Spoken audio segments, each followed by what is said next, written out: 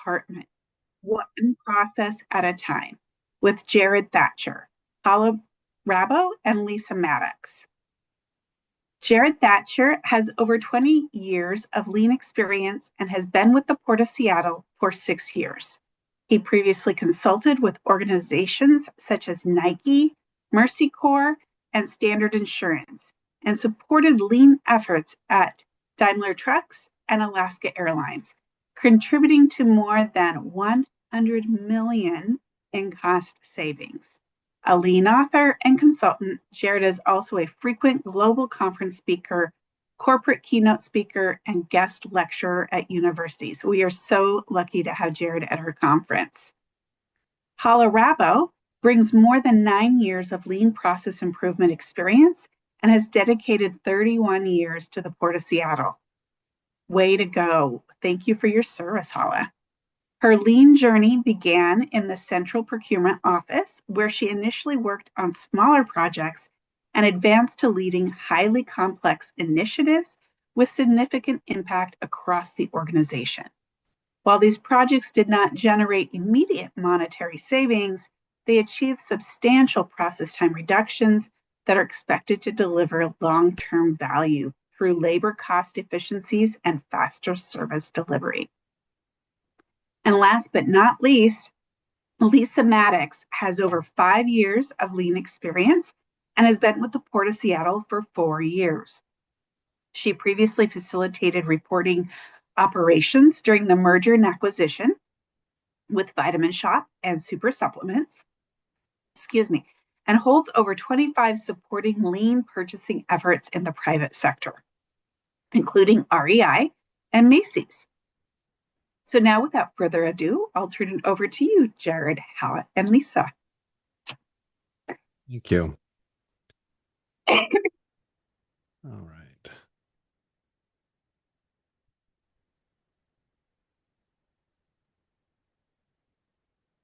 Okay. So you should be able to see that now. Looking good? Perfect. All right. So thank you for allowing us to come and to talk to you a little bit about what we're doing at the Port of Seattle to improve the port to be more effective and efficient in what we do. So we're going to go through and talk to you a little bit about, let's get the agenda. Here we go. So we're going to talk a little bit about the Port of Seattle and then how we rolled out lean into the procurement department. From there, I'll hand it off to Hala, and she will give us the perspective from a department leadership level of what it took to embrace lean. Then we'll hand it off to Lisa. Lisa will talk about it from the frontline perspective of what it means to embrace lean at that level. And then finally, I will bring it up with the continuous process improvement department level perspective and what it takes on our end to kind of manage all of that. So to give you a little bit of a background about the Port of Seattle, so we were founded in 1911 by a vote of the people as a special purpose government. The Port of Seattle's mission is to promote economic opportunities and quality of life in the region by advancing trade, travel, commerce, and job creation in an equitable, accountable, and environmentally responsible manner. And you can see on the right from the very first logo that we had all the way down to our current logo at the bottom. So we are one of the most diverse ports in the United States. We have, of course, the Seattle-Tacoma International Airport, or SeaTac, and we have a bunch of different operations there. We're actually the 12th busiest airport in America as of 2024. We also do maritime cargo and container and bulk shipments, and so we have a number of facilities there, and we're actually partnered with the Port of Tacoma with the Northwest Seaport Alliance. We also have maritime fishing and cruise terminals. And so what's kind of cool about this is, we have all sorts of, cruise lines that come in. We have the fishing boats that come in and use that. And of course, we also have real estate and boating operations. And so we have several hundred people that actually will live off of their boats on the marinas that we manage as well. So we have a really diverse set of operations from maritime to aviation. So this gives you just a little bit of an idea of the different properties that we have in the King County area. Um, we have between a couple of years ago up through 2027 about 5.3 billion in capital improvements that we're working on. Um, we have 121,000 jobs roughly that are related to the different port activities. These are people that work at the airport. These are people that work in, cargo and logistics, in the cruise line industry. All of the different support people, restaurants, and things like that that help with this. And then we have a lot of economic activity that you can see. So through the airport, there's a little over $22 billion.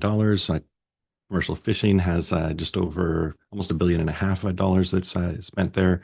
Maritime international trade, and that's of course combined with our Northwest Seaport Alliance partnership with the Port of Tacoma with a little over 16 billion, and of course the cruise line is getting close to hitting $1 billion in the industry. So let me talk to you a little bit about the Port of Seattle. So within the port, we have different lines of business. And one of the things that we have is we have kind of a matrix organization here at the Port of Seattle. So we have, the equity side with community, we have sustainability, we have our safety and resiliency, we have financial responsibility, cybersecurity, which, as most of you probably know, about a year ago, we were hit with a cyber attack that took everything down on the international side of the airport. And that was a lot of fun. And then we had what we call being an adaptive organization. And this is where innovation and continuous improvement lie. And so the work that we do is across all different lines of business within the port to help support them to be able to do things better, quicker, faster, safer, that sort of thing. And that's where we live. Okay, so let me talk to you a little bit about the organizational structure of the Port of Seattle. So as a special purpose government agency, of course, our main customers are the citizens of King County. That brings it to about, 2.2 million, people that we serve. But that said, we're also servicing, everybody in Washington State, and beyond as well. So we do have a number of people, but the ones that vote on our organization and how we're set up is King County. And so within that, we have 5 commissioners.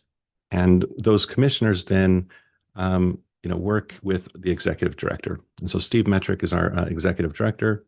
And within the line, within the business, there's 3 main areas. We have aviation, we have maritime, and we have what we call economic development.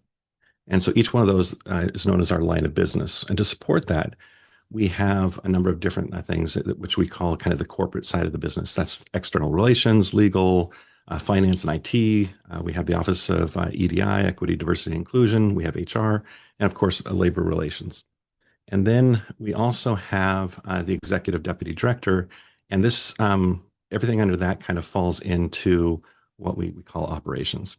And so that's where both Central Procurement Office or our purchasing department lives, and also my department, which is known as the Office of Strategic Initiatives. And within that, we have two areas. We have strategic planning and what we call CPI or continuous process improvement, which is my team that we all work together. And then within central procurement, there's 4 main groups. We have service agreements, we have purchasing, we have construction, and we have strategic partnerships and analytics. And so service agreements is the group that we're going to talk about. This is the first team that we went into and started doing work with. Within the CPI team, the team that I work with, we have we've been doing this all about 15 years now. I've been here, like I said, 6 years, but it's relatively well established here at the port. And our team really consists of a CPI manager, myself, and another CPI program manager. There's one associate CPI program manager, one admin, and one intern. And together we support all of the different divisions, teams, and all of the shifts, which is a 24-hour operation here at the port. And we work also sometimes with private companies when needed. So I've had the opportunity to work with multiple airlines on different improvement projects, some of the support staff, things like that. So I would say pre-COVID, really the CPI team was nothing more than we were firefighters. So there'd be a problem, there'd be an issue. We would be called in, hey, can you help us fix this? And we would kind of be, dropped into to deal with that. So you can kind of see the person, parachuting in right here. Um, and so we were really the smoke jumpers. We were called out to put out those major fires, and then it was kind of hurry up and wait for the next, emergency to pop up. And that was kind of the cycle that we had been working with. And then something kind of unfortunate happened, but for us, it ended up being good. We moved from being a firefighter to a trusted partner, and that came in the form of COVID. So when COVID hit, there were a lot of people that were struggling to figure out how do we work remotely? What do we do? How do we, do things that we used to do in person and be able to do those remotely? So, for those of us that are doing continuous process improvement, working with voice of the customer, that sort of thing, um, we're really good at putting sticky notes up on the wall and mapping out a process and doing that. If you can't do that in person, what are you going to do?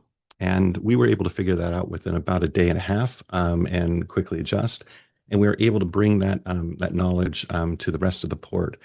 And we moved from being, hey, we just need you when there's an emergency, to, hey, how can you support us? What else can you do?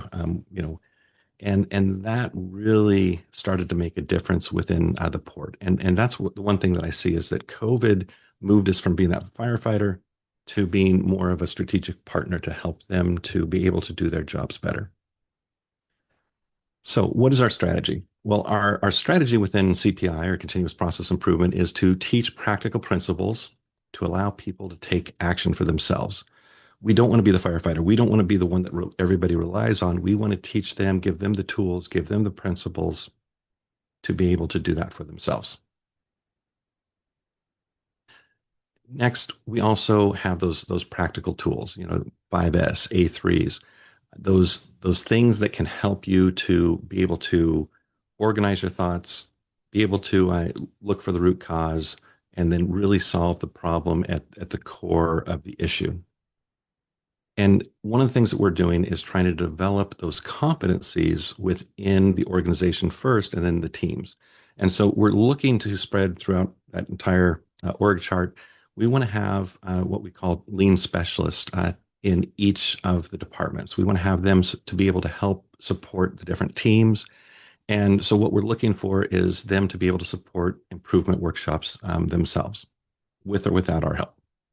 We're also looking for leaders within the port to mentor them. And so we have what we call lean champion leaders. And these are, they could be a supervisor, on up to a director, or even one of what we call the ELT, or executive leadership team members, where they're there to support people to really embrace lean thinking and how they run their operation.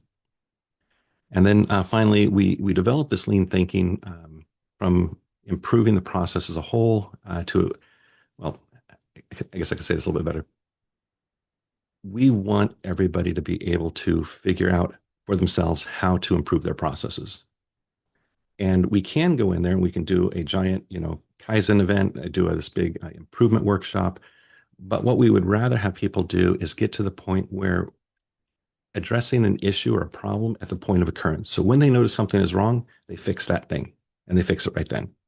And they don't have to, wait until they get everybody together, but they're constantly working at improving their processes, which is why we call it continuous process improvement.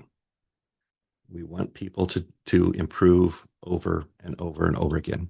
So we're trying to get people to move away from this idea of, hey, we have to fix the entire process all at once, to let's start, just fixing things where there's a problem, where we're frustrated, where it's not working. And then the small things will help the big things take care of themselves. So how did we roll out Lean to the Central Procurement Office? Well, there were a few challenges that we had. And Hala, do you want to go ahead and tell us about some of the challenges that you were having in purchasing In service agreements. and service agreements? Yeah. No worries. Okay. Well, thank you, Jared. So like Jared, CPO serves the entire port, and with that comes challenges. Some of the challenges that we were facing in the service agreements team included our procurements were taking a very long time. Service agreement team especially was experiencing a high turnover rate. Departments across the port expressed dissatisfaction with our performance. Vendors found it difficult to do business with the port. For instance, for example, they experienced difficulties with the complexity of the port processes and our rate negotiation process. We had limited accountability and oversight within CPO. And also, CPO lacked a clear path of action.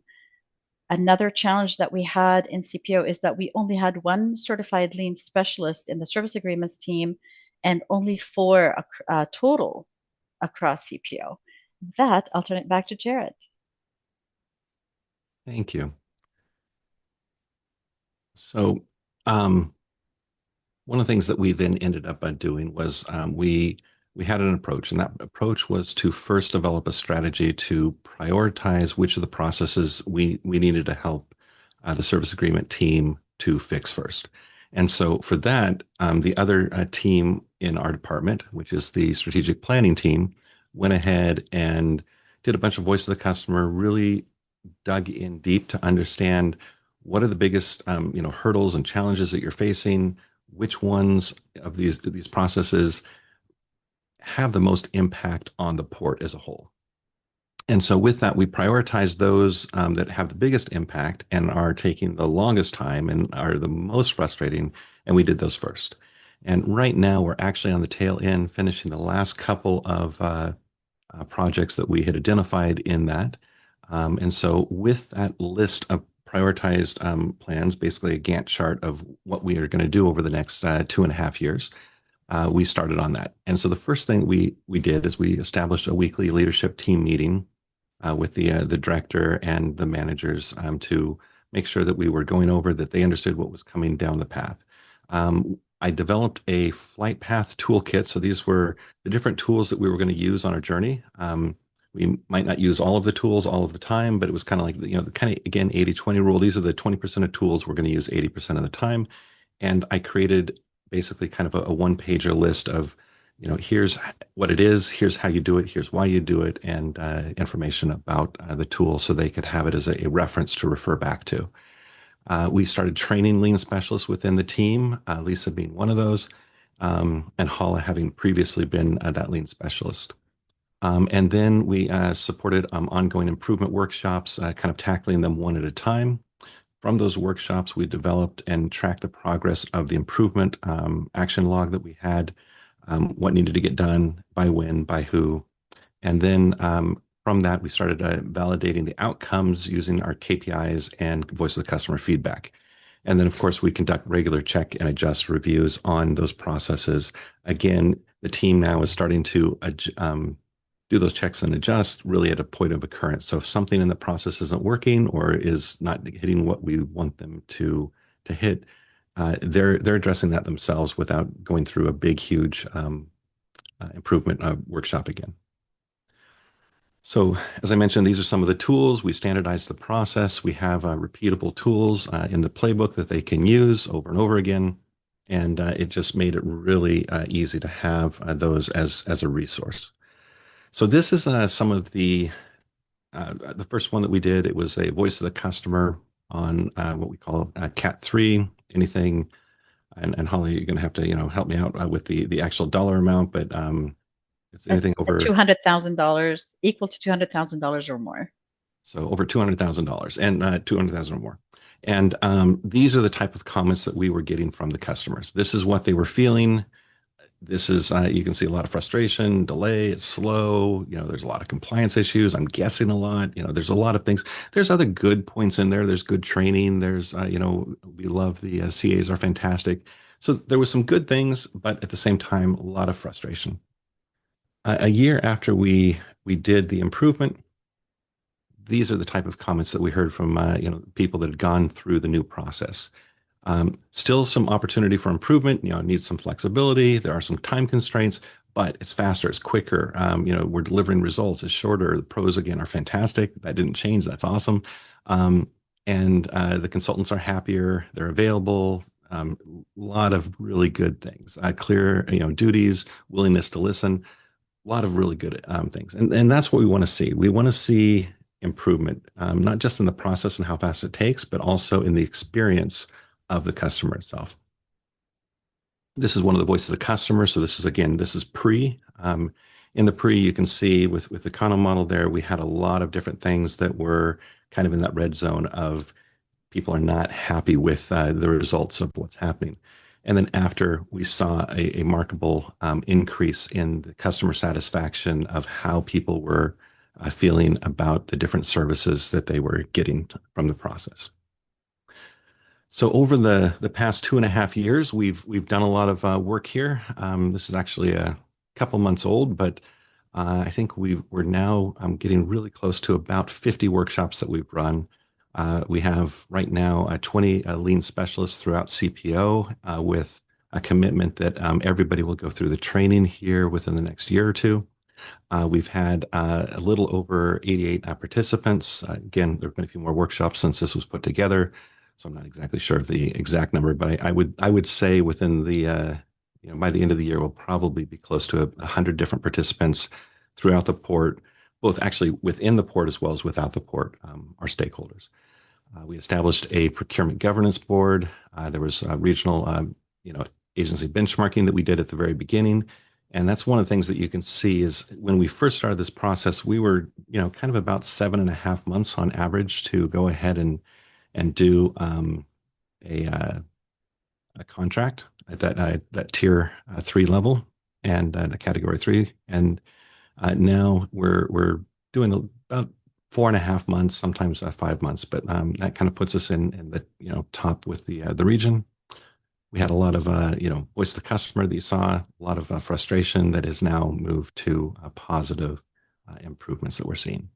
So overall, the customer satisfaction has improved, and I think for the team, one of the things that they were concerned with was the fact that they want to be an agency of choice. They want to be an employer of choice, that people want to work with the port. And it was fast becoming, companies didn't want to rebid with us. They didn't want to do work with us anymore. And that's changing again. People are seeing that, hey, we're not that hard to work with anymore. We're getting better and making it easier for them. So that's positive results. So with that, I'm going to turn it over to Hala. She'll talk to you a little bit about the perspective of what it was like to have our team come in and help them to try to improve their processes. All right, thank you, Jared. So we worked with the CPI team. We realized we have challenges and we needed to figure out a plan to improve and do better services here at the port. So working with the CPI team, we put together a plan to launch 16 improvement workshops. And the journey started, and it was a long and exhausting journey. And like Jared mentioned, we're almost at the tail end of it. But it started with us recognizing inefficiencies and bottlenecks across key processes within service agreements. Then we strategically mapped out the lean waves to allow lessons learned from early workshops to cascade down to subsequent processes, creating consistency, reducing duplication of effort, and minimizing rework. By sequencing the waves intentionally, we ensured that each improvement reinforced the next, driving sustainable change across the organization. And then what we did is that we engaged with the stakeholders here at the port, and especially our frequent flyers. And what we did, we worked together to establish core values that would guide our lean improvement workshops. Jared touched on a couple of them. I'll go through all of what we decided that are going to be the core values. So we together we defined a shared vision that placed diversity in contracting at the center of our efforts, while also still positioning the port as an owner of choice. From there, we focused on delivering with efficiency and speed, while still ensuring fairness and flexibility, and at the same time maintaining a high quality outcomes in every process. Our initial efforts centered on understanding our current process and identifying our opportunities to change and help us map a better future process. We established, like Jared mentioned, the Procurement Governance Board, which is comprised of our executive leaders, where we obtain feedback and share improvements. Next slide, please. All right. So here you can see the focus was, like Jared mentioned, our category 3 procurements, which was the the most complex process that we have. And it's, like we mentioned, it's any procurements valued at $200,000 or more, and it requires a full competitive solicitation process. And historically, those have been intensive and challenging to navigate. So to address efficiencies and improve outcomes, we conducted 4 dedicated workshops focused on enhancing both personal and professional capabilities. The initial challenges that we were facing with the CAT 3 type contract is our timeline. Our timeline was just one of the issues, one of the challenges they addressed earlier. It was taking us over 200 days on average to get a contract executed on a category 3 type contract. And also there was limited flexibility in the solicitation approach. Once we completed the workshops, what we ended up with is, as you can see here, multiple solicitation pathways. We can offer interview focused, proposal focused, or we still offer the comprehensive proposal and interview. This offers project managers flexibility and empowers them to select the most appropriate process based on scope complexity, and it will tailor their approach for efficiency and effectiveness. This resulted in a significant improvement in our timelines, and we shifted our measuring points. We used to measure from final scope received to execution. We shifted it from to be initial scope received to execution. And even with that, we still saw on average, I believe it was like 18 to 25 or 28% improvement in on-time delivery. It also allowed for greater flexibility for project teams and definitely enhanced the speed, but without compromising the quality.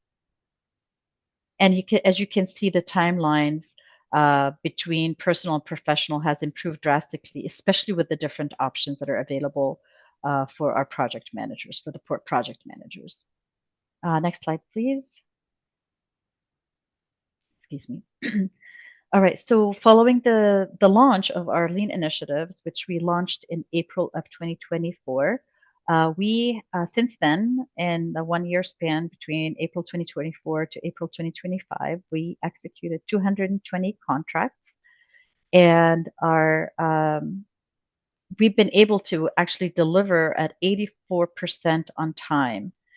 And actually, in 2025, it has marked our highest achievement yet, which is 88% of contracts delivered on time, despite us operating under a shorter procurement schedule. So that was a huge accomplishment for our team.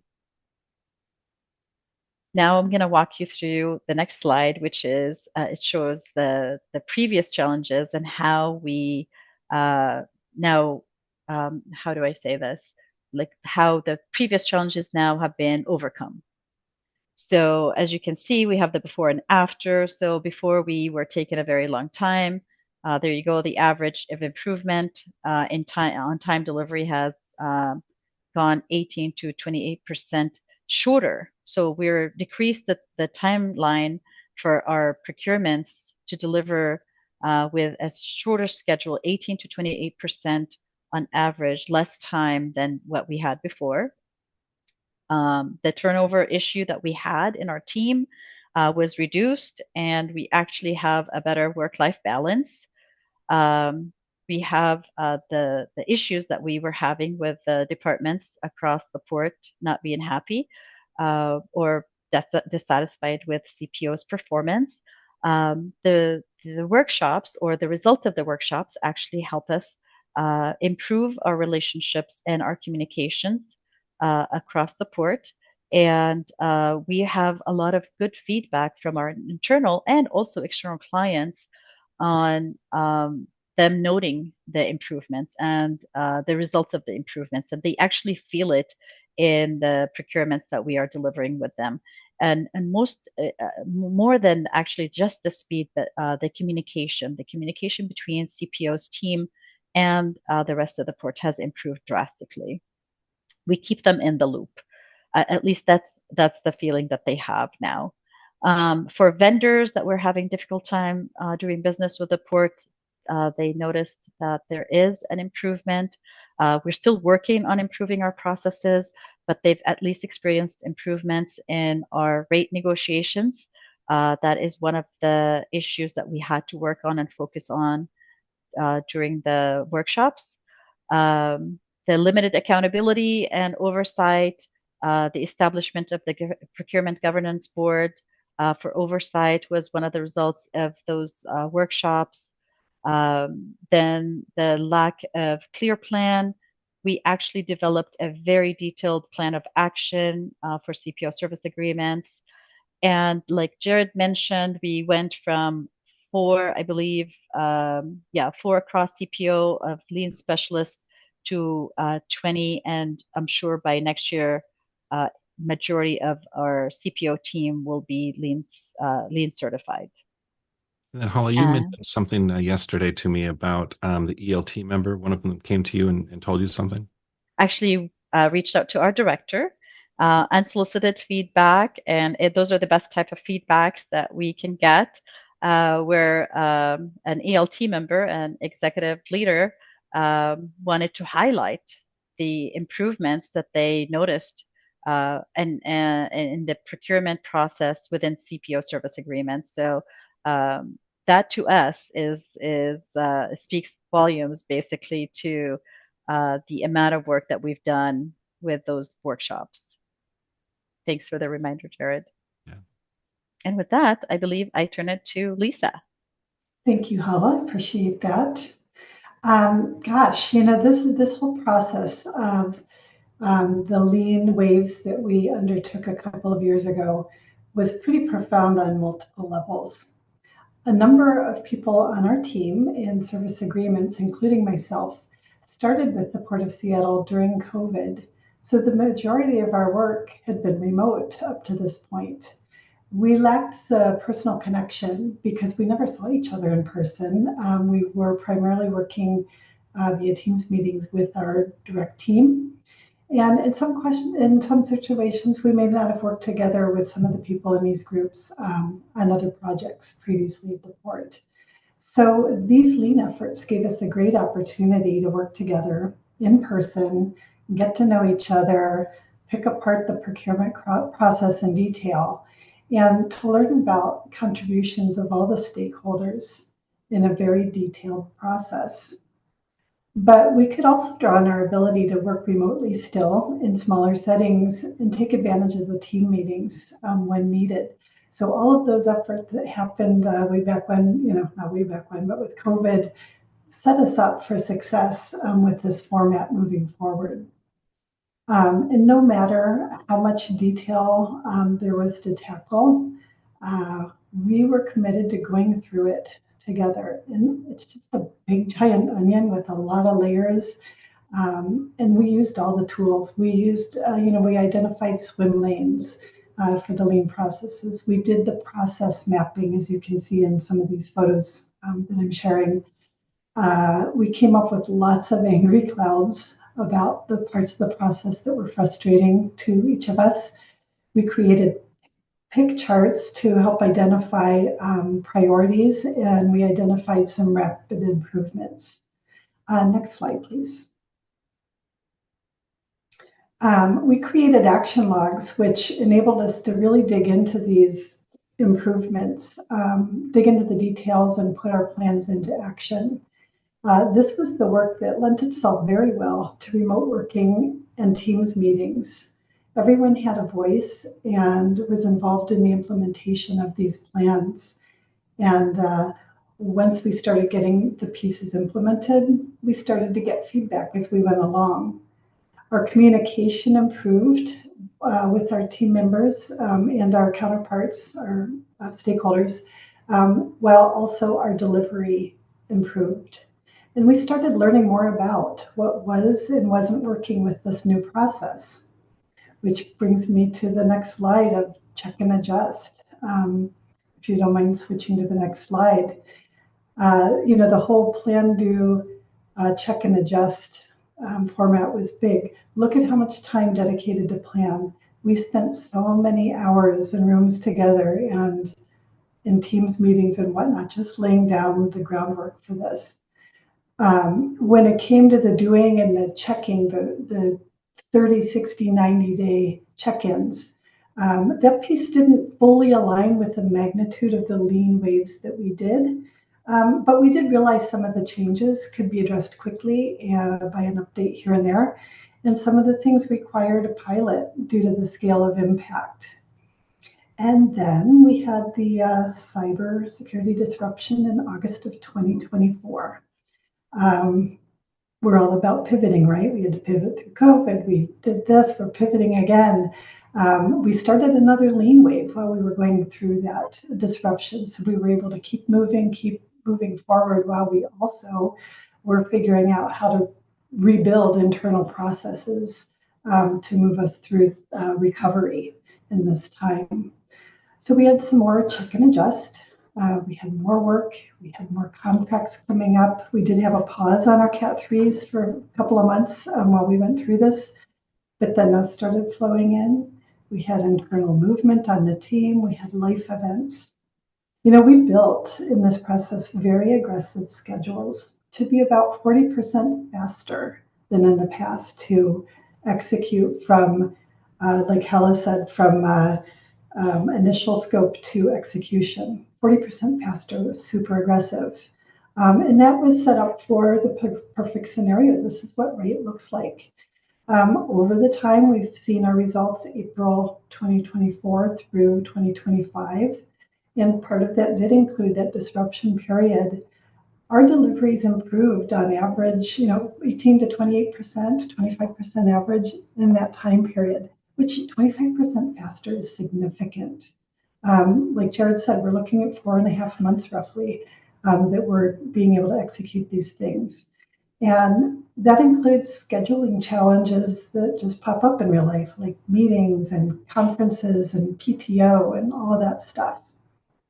So communication and transparency through all of this, because we're so clear with our schedules, that became a big improvement for us. And we started to control the narrative that was once a problem.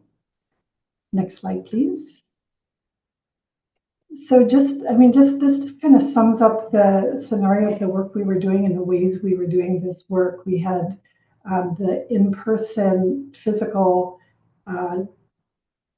working together and manifesting our work onto these large spans of wall space with lots of sticky notes and stickers and markers. And then our Brady Bunch screen with all of our meetings that we had across the port with our stakeholders. Imagine a process here that's 25% faster with a sustained on-time rate higher than ever before, and options for procurement timelines that we didn't have in the past, faster negotiations with our external stakeholders. So we have more projects being moved through from concept to execution. So through all this, I kind of think about, well, what does a broader reach of this look like across the port? How are people impacted over time with this process change? And what groups of people are impacted?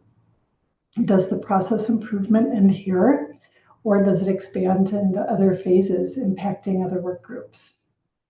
It was a great experience overall. We continue to go through it with different phases, and we're reaching the end of that part right now.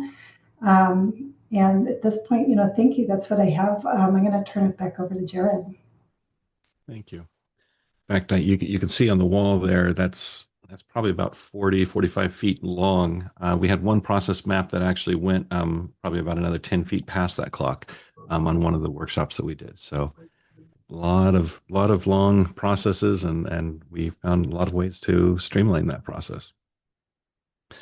So let me talk to you a little bit about, and I want to thank both, Hala from, the CPO leadership, side of the table and the work that they did and embracing and really helping the teams to take the time to engage in these workshops. And of course, having Lisa was fantastic, and a bunch of the other lean specialists that I've had an opportunity to work with, as they've been learning these tools themselves and sharing that with the team and really gaining that confidence and that ability to do these workshops. It's been fantastic to see their growth and the excitement that they have as they've been able to deliver better results to the customers, both internal and external to the port.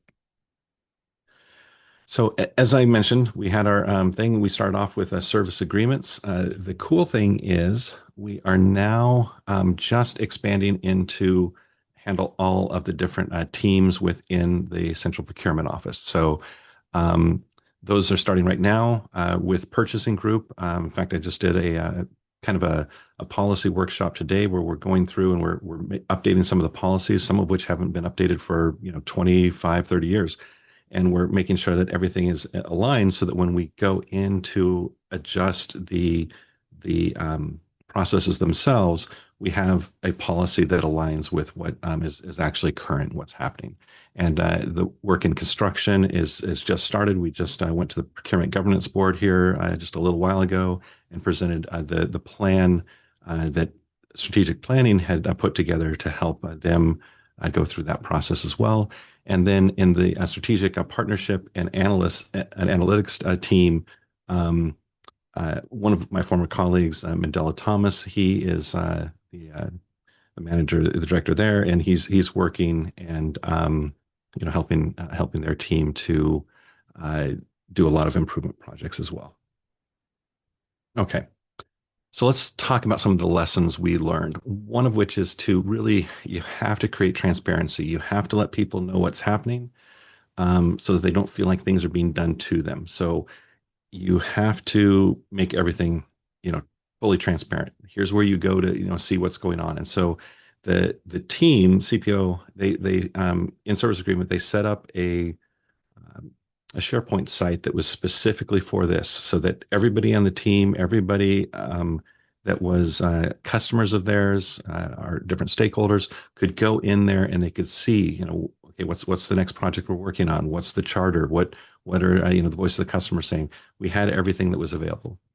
One of the things is when I first started off, it's like, okay, I know what's happening next. We're not there yet, so I don't need to let people know. I don't want them to get over, stressed with all the things that are coming up.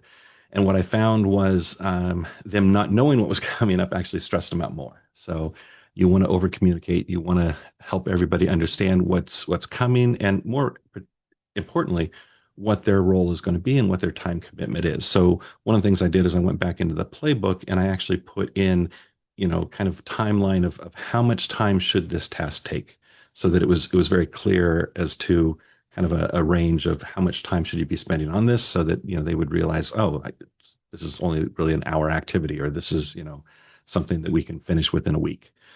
So that was important to over communicate all of those details. And in doing that, we really want to keep it simple. So that's why I kind of went with those one pagers, really simple. On one page, you can find out what is it, why are you doing it, who's responsible for it, how long is it going to take, and what are some of those best practices. And then here's the big one. You have to understand the situation. You have to grasp the situation. That's in the PDCA cycle there that you saw. In the center, we had GTS, or grasp the situation. The importance of that is this idea of going to Gemba, which is the Japanese word for where the action takes place, the actual place, to be specific.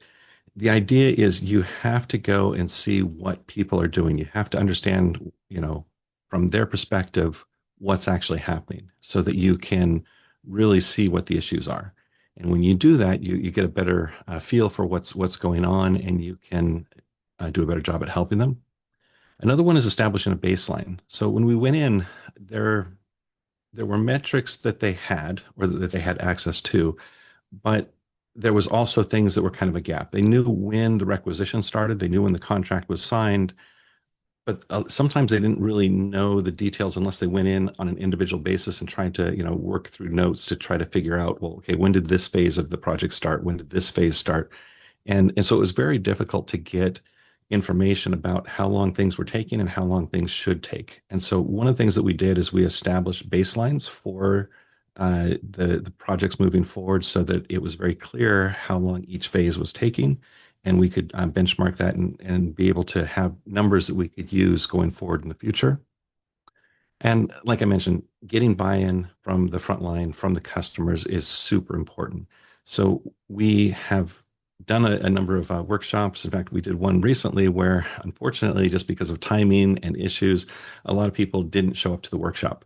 And even though we went through with the workshop anyway, with the number of people we had there, we felt that it was really important for the stakeholders to have that buy-in by being involved in it, that we ran the workshop a second time.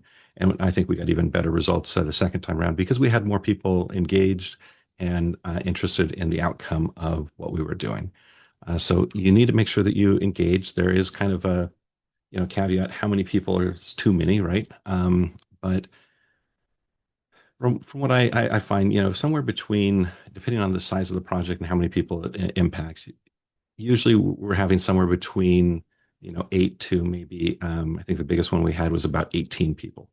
Um, and of course, the more people you have, sometimes the longer that those workshops take. But if you don't have that buy-in, it's going to be very difficult, especially trying to get that upstream and that downstream support. The next thing is you have to be hard on that process, but easy on the people. So one of the things I always do when I'm doing a workshop is I will stop discussion if they start picking on an individual for, hey, this went wrong, and it's this person's fault. No, we don't want to. We don't want to deal with that because that creates animosity. That creates hard feelings. That creates an environment where it's not safe to go ahead and really share and try to get to the root cause and work together to solve the problem. So we want to be hard on that process, easy on the people. And the final piece is when the team has these quick wins, it helps that momentum. It helps build, the excitement for what's possible. And so that was one of the things that we did is we made sure that we moved very quickly on a couple of things so that they could see very quickly within, sometimes even right there in that workshop, having the director make a decision. Can we get rid of this extra, review process, this quality control check? Do we really need to have 5 different managers, approve this, or can we, get by with 1 or 2?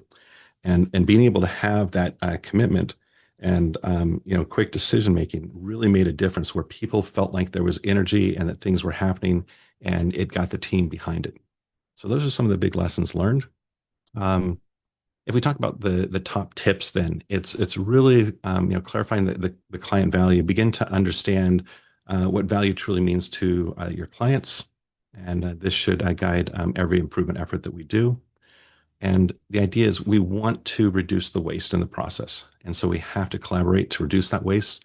And we're going to partner with our clients to identify those inefficiencies and eliminate any non-value activities across those processes. With that, we need to make sure that we're empowering our team. And I think, Holly, you helped put this together. I mean, I think this is an important piece. Do you want to speak to that right there? Sure. Yeah, as much as we want to, like Jared mentioned, what is the right number to include? And usually you don't include your entire team. But as we are doing the smaller process improvements where we apply process improvement to everything that we do, empowering our team to actually see any areas of um, um, improvements, any areas of improvements where they know that we're encouraging the ownership and the innovation of process.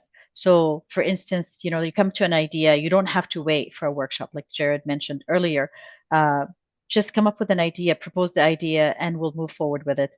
And having that way of thinking has actually changed the way we approach everything that we do. But we have to do it with care because then any changes that we constantly do will impact our clients. So we have to be very careful on not having a huge impact on our clients at the same time with that. do you want me to continue with this I, one, or I, do you I want to take think over? I think it'd be great for you to continue going through these because a lot of these have to do with your team and what you guys learned from this as well. Right. So KPIs are going to be are very, very important in the type of work that we do. But what we established as KPIs might not align with our client needs. For our clients, they wanted the consultant to come in and do the design or do the training. They want them tomorrow, right? So, but we had to really share an ideal timeline with them so that we can deliver based on their needs, but at the same time have an understanding on how we can deliver and ensure that our clients are satisfied at the end of the equation here.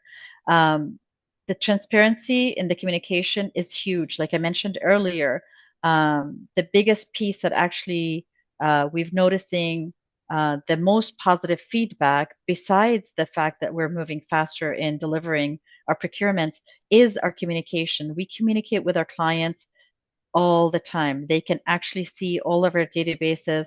We give them access to where we save our documents. We give them access to our database where they can see what is it that we're doing, what are we working on, and what is the status of the work. So that actually has improved. And then whenever there's a delay, we ensure that we actually communicate that up to the leadership team so they're aware of the causes of delay so they can actually help us with removing any obstacles. One other thing that we learned, and that was a good lessons learned, is test before scaling. Piloting any change in a controlled environment before rolling it out to the entire organization was a big lessons learned for all of us as we rolled out all of those changes. And yeah, as it says, it minimizes risk and refines solutions. That I will turn it back to Jared. Perfect. Thanks. Yeah, so there's a lot of opportunity when you involve your people, you help them. I think one of the coolest things that happened was we had this is a couple of years ago, just before we started this, but it was working with CPO and it was working with our AFR team, which is our finance team, and we had a fraud issue happen. We went in very quickly. We were able to identify the root causes of what happened, what we can do to make sure that it doesn't happen again. We collaborated with a lot of people, and from the start of that to the end of that, it took us about 4.5 weeks.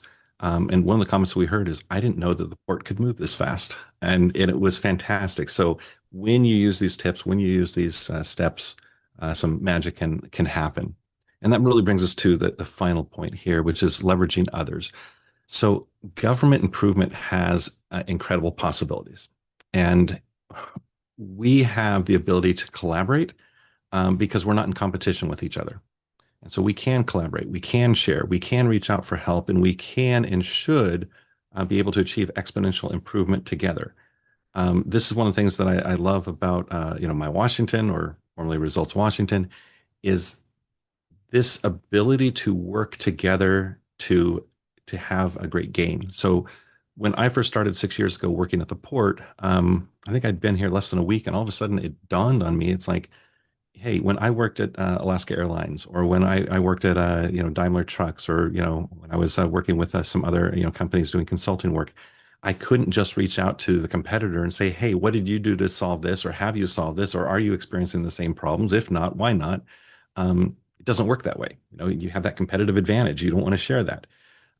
Yet in government, we have that ability to leverage each other, to work together. And so I said, hey, I'm going to wonder if there's any other ports that are out there that have a lean department. And as I started looking into it, there's over 350 ports across the United States alone. And in that, I found one port that used to have a kind of a Lean Six Sigma team, but didn't currently, because the person that was in charge of that had just become the executive director, and he hadn't reconstituted that group um, to backfill his role. But I did find that the Port Authority of New York and New Jersey did have a Lean team. And so I reached out to them. We started collaborating, and this ended up being just perfect timing. Everything worked out great. One of the things that was exciting was we started sharing our training material with each other, see if there's some things that we could learn from each other. And one of the exciting things was we had uh, actually both used the exact same case study in our Lean 101 class, which was, how do we improve the badging at the airport? And so that was funny to see that we had that and they had the exact same thing. And then when COVID hit, they were able to reach out to us because we went into lockdown about a week and a half before them, and we were able to share lessons learned on what they needed to do so they could get ready when they went into lockdown. And then shortly after that, they reached out and said, "Hey, our IT department's rolling out Teams to all of the departments. Has your IT department done the same thing?" And we were able to say, "Yes, we've just done that."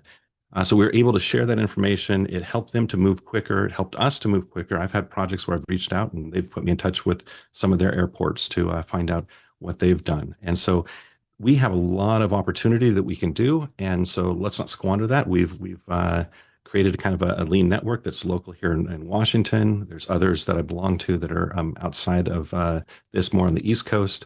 And we're constantly sharing information and working together. So I think that's one of the fantastic things that we have about leveraging what we do.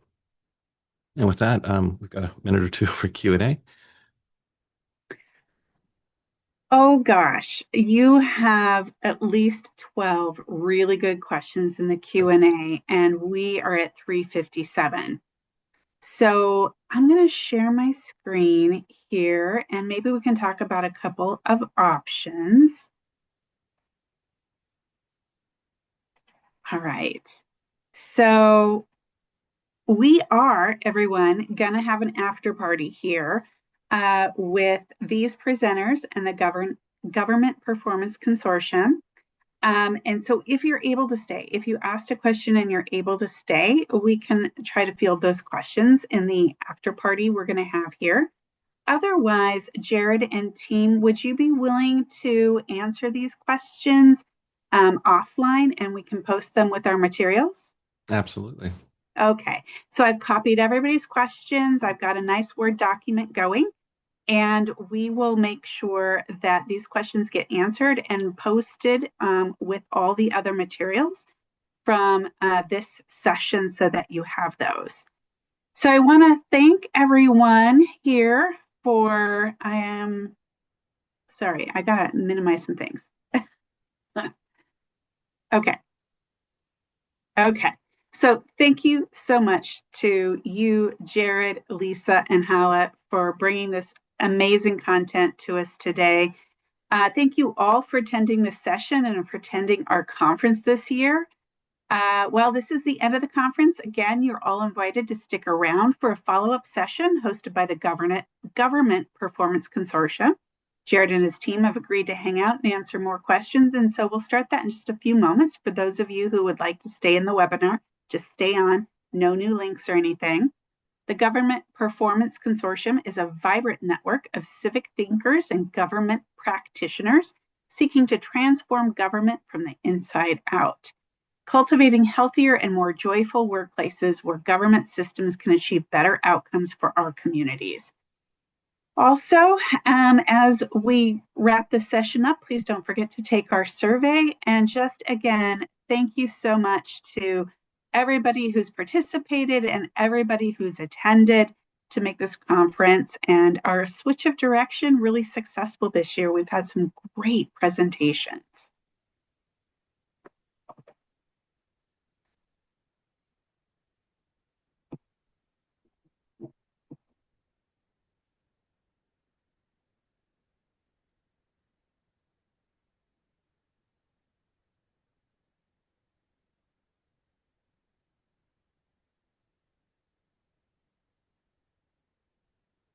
Hi all, my name is Brian Davern. Can you guys hear me okay?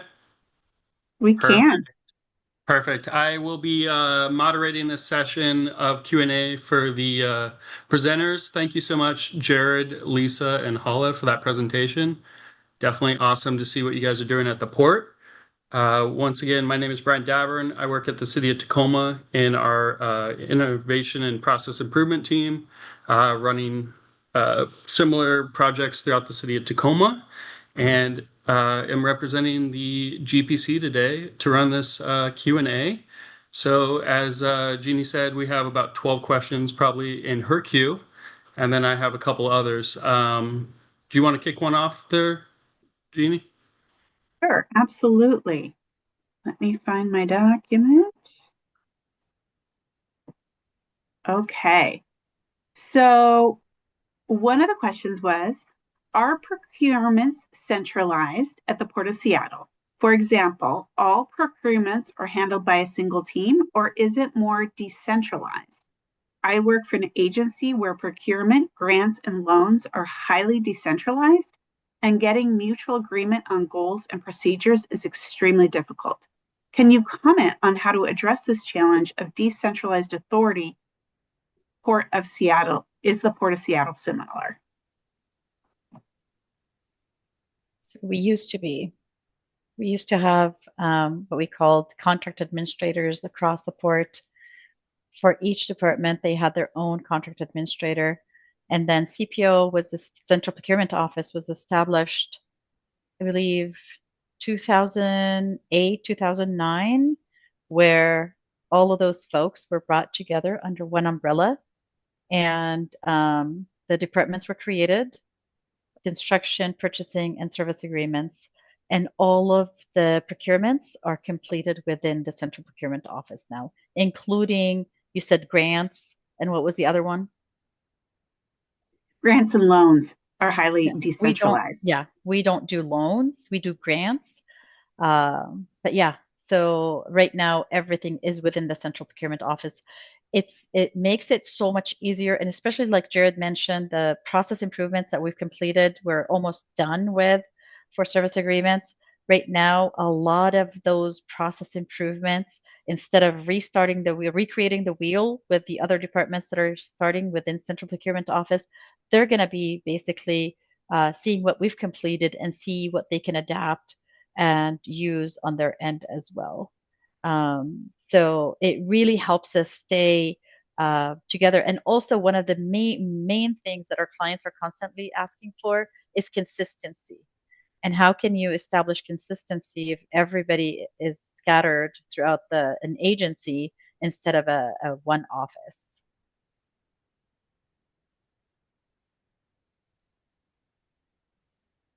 So the other Perfect. idea, I believe there was like, how do you do it?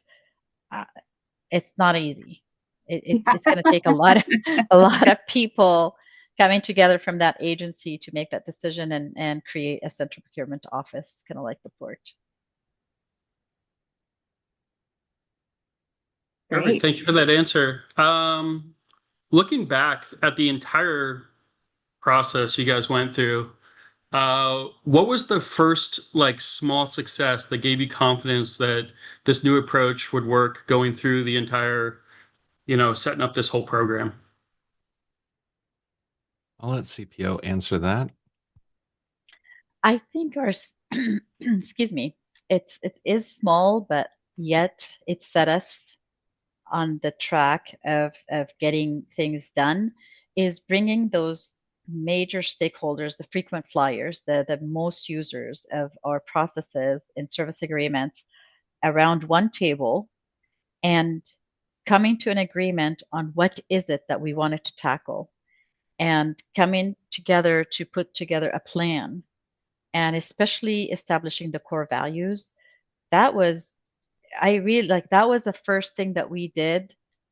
And right off the bat, it felt like, okay, we're working together, we're moving together. Where before it was CPO was going this direction, the rest of the port was going this direction. So it really felt like we're heading the right direction when we all came to an agreement on core values and how to set the stage for all of those improvements. Perfect. Thank you for sharing. Let's see here.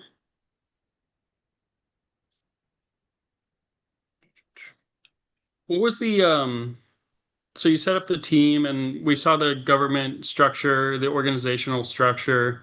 Can you speak a little bit about leadership's impact and who like kicked off what and what was their role within the whole process? So this was originally kicked off, like I said, about 14, 15 years ago. And I think one of the key people, and originally it was kind of under his control. It was Dave Soike, and Dave Soike, I think he had been at the port for about 44 years or something like that. Just retired here about a year and a half ago, and so it was more kind of an operation based thing, and it came out I think just before Results Washington, became a thing here in Washington State. So it was roughly I think within the same time, within a few months of each other. Um, and so that's where it started, and it did reside initially within the operations team, which makes sense. Um, and then just before I came on board, the trying to think what Larry's title was, but he was the maybe Holly, you can help me with that. Larry Eel, his He was what was it? executive. He was executive. He was. I believe he was in CPI, but he was not. CPI was not established. Like it was a branch of Yeah. CPO.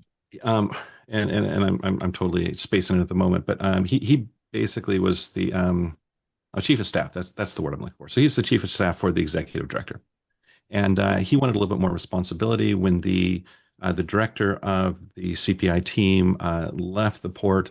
Uh, he said, "Hey, I've always been interested in this type of stuff, and I would like to have some leadership opportunity." And so they gave it to him. And so when I first came on board, he had been working with the team for I think about maybe 2 years prior to that, and so that's where I started.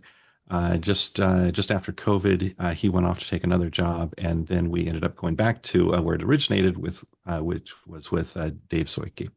Um, so we've kind of been bounced around, but I think that the biggest thing is at the port, both the commissioners, when it was first established, as well as the executive director, and we've had a couple in that time, they've all said the same thing, which is that the improvements that we make will never be used to cut jobs here at the port. So if we did get lucky enough where we were able to automate a process and we didn't need that individual anymore, we would take that individual and we would put them into another role within the organization.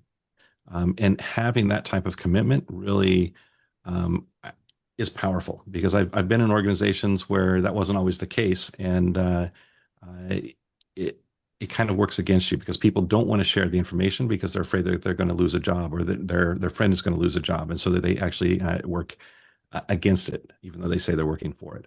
So having that type of commitment from leadership that nobody's going to lose their job, that they're here to support us, really makes a huge difference within the organization. Perfect. Thank you so much for sharing that. I think on one of the slides you said what was your roadmap for this entire project, which was setting up those weekly leadership meetings or monthly. Was it weekly? Weekly? It was weekly at first. Yeah. Weekly. Okay. And then you built the flight path toolkit. Is that something that's available to the public or participants of this session? Can they access your flight path toolkit? They can reach out and we can make it available. A couple of years ago, actually, I think about a year ago now, the state of Vermont had reached out, got a bunch of us together, and they had this idea of let's do basically a crowdsourcing thing. So where the last slide that I had, and I mentioned, hey, as government agencies, we should be working and collaborating together. They wanted to create a toolkit, and they wanted to, hey, what tools are you really good at? Why don't you go ahead and give a description of what are the best practices with this? What are the things that you should be, kind of the red flags that you should look out for? How can you facilitate this better, and help people to really understand the tool and have a good explanation of the tools. And so I think we came up with, I think, about 60 or 70 different tools that are used within Lean and Lean Six Sigma, and so a bunch of us, I think I took on about, 6 or 7 tools. Others did 1 or 2 or half dozen as well. And in the end, over the course of the year, we all, produced all of these different tools that we then shared access to. And so that was led by the state of Vermont's Lean team. And so there is that opportunity to share, collaboration of tools. We've even done go and see events where we've We've attended the Washington State Patrol at the garage facility. It's fantastic if you get a chance to go and see how they implemented lean. They did some really amazing things where they almost kind of went in kicking and screaming. Like, I can't believe you're making us lose a whole week worth of work to sit through this workshop, right? But within the first month and a half, they went to almost doubling their production and reducing, their overtime. So some incredible things. And since then, they've tripled their production from where they originally were. And so to be able to go and see what other government agencies are doing is another fantastic tool. But yeah, feel free to reach out to me and we can talk about what tools and resources we have available to share. Perfect. Thank you. There's definitely some interest in that in the Q&A. Another piece of that was training the lean specialists. I was just wondering if you could get in a little more detail about what that entails. How long is the training? Is it like over certain sessions? How do people enroll in it through your organization? Yeah, great questions. So we have a number of different trainings. We we have this idea that if we lecture to somebody, it's going to go kind of in one ear out the other. They're not going to get it. So we want it to be highly interactive, and we're working at trying to do that. So one of the things that my colleague and now boss has done is Penny Som created a boot camp, and that was for 5S. And so, initially, especially when we were during COVID, it was like, hey, I don't care if you're doing this, on your computer using 5S to organize your desktop, if you're using, this to organize your spice drawer or your garage, or if you're, using it to organize your desk or, the place that you work. But basically, they set it up where it would be like an hour session. They would spend the first, part kind of giving, hey, this is the next tool. This is how you use it. And then they would go do it. And then they would come back and then they would reflect, okay, how did that go? What did you learn from the last session? So having that hands-on boot camp style is something that we're continuing to refresh and try to do. For the lean specialist, what we want them to be able to do is to facilitate and lead an improvement event on their own. And so to that end, it ends up being about a 16-hour class. So it's a 2 full days. We sometimes break that out into 4 sessions. One time we even broke it out into, I think, I don't know, like about 15 or 16 1-hour sessions over, 2-3 times a week. That was brutal. Didn't work. But it's all a process of, trial and error and trying to do that. So when we talk about going to the Gemba, when we talk about, going and seeing, one of the things that we do is I like to take people and we go out onto the ramp and we actually see where they're turning aircraft. And we talk about, hey, what do you see that's safety violations? What do you see that, is, the process, what's working, what's not, where there are issues. And so we're constantly working with, people to be able to, see for themselves and come up with ideas. And so that's what we have. We have a bunch of other things where we teach them, how to use A3 tools and thinking for their problem solving. And we're actually right now exploring, a belt program as well. Awesome. And have you met your goal? You said that you wanted one lean specialist per department. Has that goal been met? Per department, I would say that goal has been met. In each team is kind of where we're going now, right? So, each one of those main things, we definitely have at least one or more. What we're looking to get is, that we have somebody in each team to help support their organization and their work. Awesome. So many good facts in there. So the internal belt systems, someone asked in the chat, when you say lean certified, is that an internal program or an external belt certification? That is internal at the moment. We are looking at partnering, with maybe a university or something like that, or another organization. But yeah, at this point, it's just internal. The idea is we would love for it to be something that if you decided to leave the Port of Seattle, it would be something that would have, transferability. So, as we all look in continuous improvement and within ourselves, I think that's really awesome to have that internal, as I know training budgets are shrinking. So that's cool that you guys are doing that. I also heard in the presentation when you were talking about your lean specialists, you were empowered them to spot quick identification and improve the problem where it is. I was wondering if there's any rules along that where they can't like bring up or fix an issue that's not owned by their team or themselves, or if there's any guardrails along that quick identification and improve the problem where it is.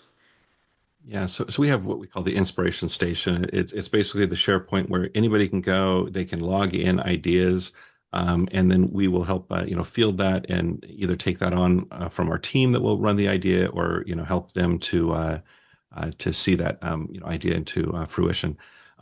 Of course, because of the nature of the port, there are some things. I saw there was a question about, hey, what are you doing to improve TSA?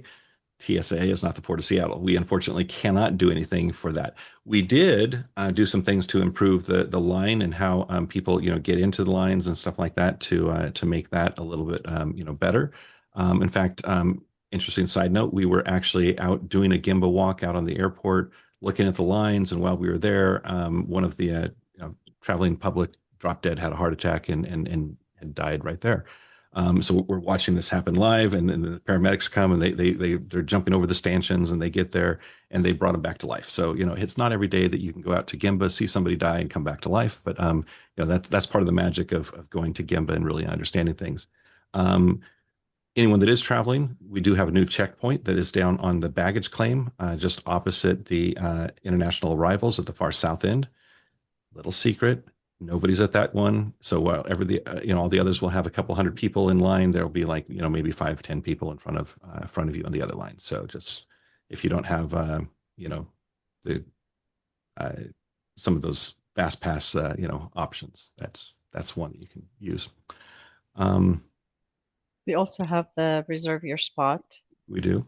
Yep. I can't remember. Yeah, so where you can actually reserve a spot in the line Mm-hmm. and get ahead. I don't know exact term for the Save your spot. save your Spot spot. saver. Thank you. Spot saver. Spot saver. Yes, Thank Spot you. Saver. So if you go to the app for the Seattle Airport, you can do Spot Saver, and so you just let them know when you're going to be arriving, when your flight is, and if you have a flight and it logs it in, you can tell the time that you want to go through the line, and then basically within a kind of a give or take a little bit, about a 15-minute window of either side of that, check-in time, you just show that, and pretty much, just like Clear, you can go pretty much straight to the front of the line. So that's free. That's a nice little service that you can do. Just make sure you're not doing it the day of, because there's only a certain number of slots that we have available for that. Yeah, I've had friends use the Fast Pass. They say it's awesome. Is that something that this project or your team developed? Unfortunately, no. We didn't develop that. That was so we have an innovation team as well, and so those are the type of ideas that they're coming up with. Yeah, and that's one of the great things is whether it's a process improvement or an innovation, we have different groups within the port that are there to support people to take those ideas and try to make them better. And that said, we do work, with different government agencies, and so sometimes we do collaborate on ideas. And I also mentioned that, there was a thing a couple of years ago where we were trying to, improve the safety and the process turns of the aircraft out on the South Satellite. And so I was working with like Alaska Airlines, United, Delta, Hawaiian, Lufthansa, and then a bunch of the below wing, things like Swissport, WFS, McGee Air Services, Delta Ground Services, that sort of thing. So sometimes it's kind of fun where you're working with multiple different companies, it's really like herding cats and saying, here's the problem, here's what we're trying to do. What do you think your company can do to help this situation, or where do you see opportunities for improvement? So yeah, we're constantly working to make the process and the experience better, given the resources and the way that the airport is situated. Yeah, for sure. That's so great. That speaks more to those intangibles you guys were talking about with the workshops. So that Gemba walk seems to be super important. So definitely something to note. Let's see if we can loop in your other presenters. We have questions in the chat. How big is the CPO team? Ooh, CPO. Lisa, help me with this one. So like one of the slides Jared mentioned, there are 4 separate departments. So there's construction, service agreements, purchasing, and the analytics team. I really think it's in the 60s or above. I'm going to say somewhere around 80, and I'd have to do the exact math, but yeah, it's in that window. It's a lot of us. Perfect. And then, not sure if you can answer this question, but it's asking specifically about procurement, and they're wondering if it's centralized to one department or a single team at the port, or if it's decentralized.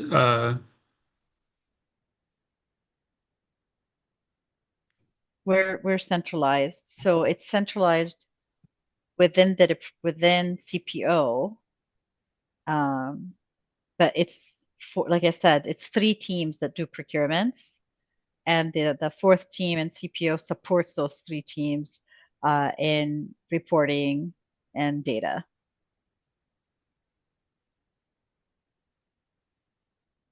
Cool.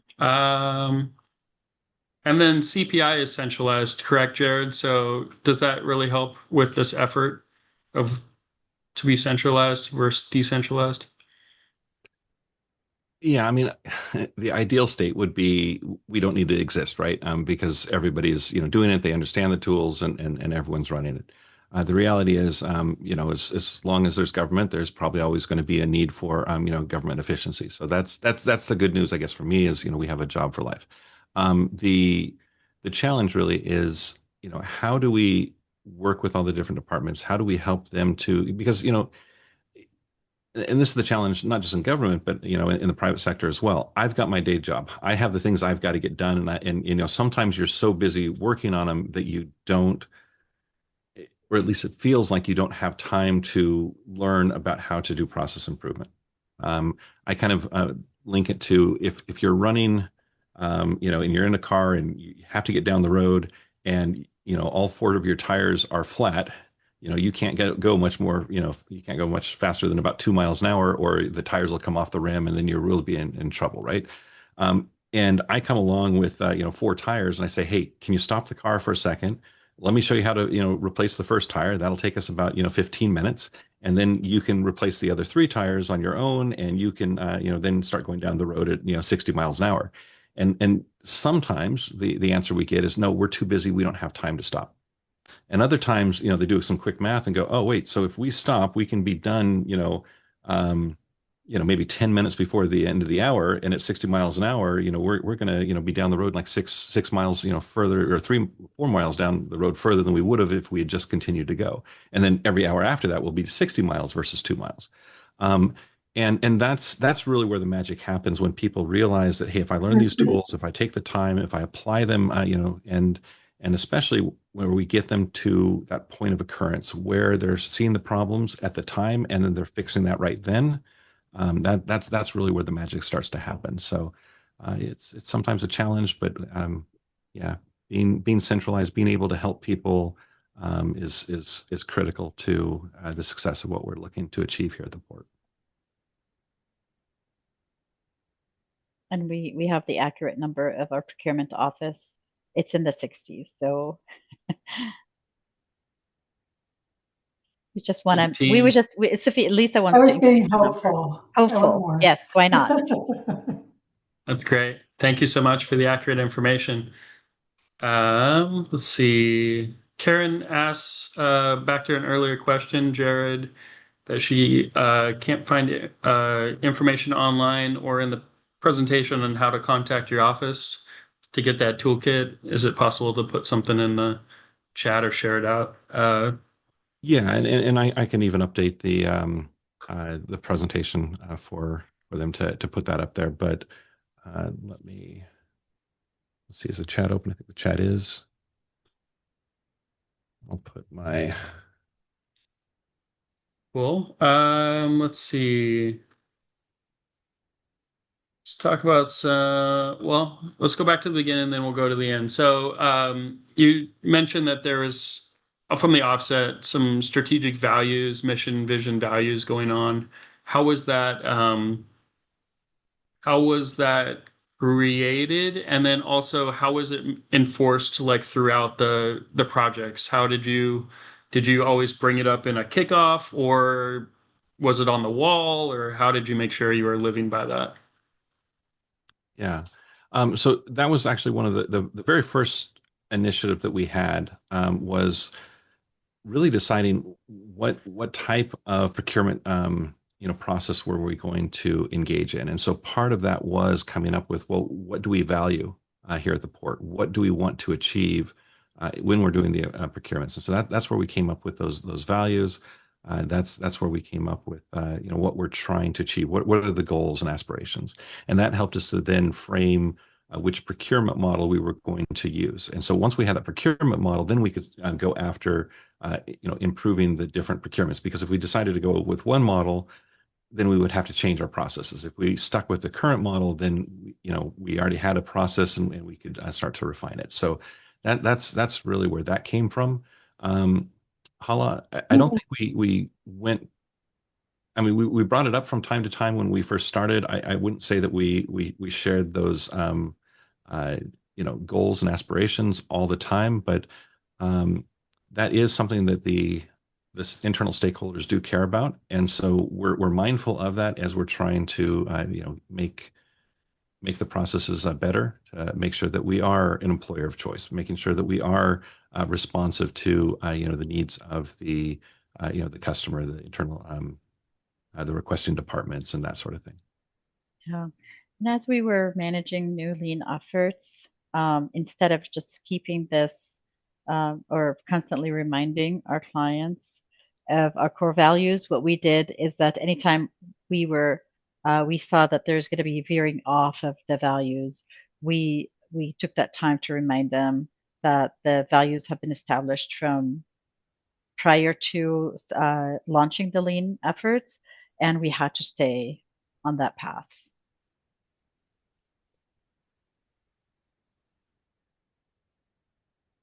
Awesome. Let's see.